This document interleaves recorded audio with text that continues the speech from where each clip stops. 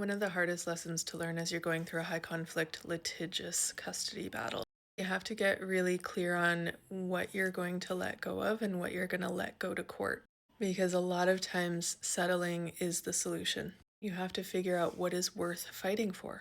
There were plenty of things I could have fought about, plenty of things I could have focused on, but I focused on three main things because those three main things were going to solve all of those other little problems.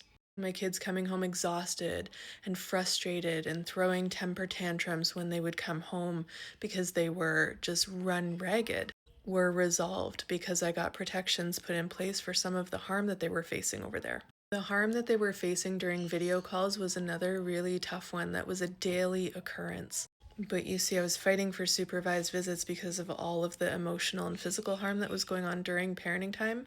And once they were supervised, those video calls stopped.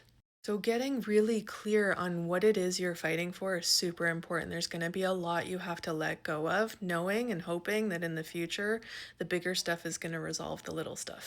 You're going to save yourself tens of thousands of dollars if you get really focused and only litigate the big stuff.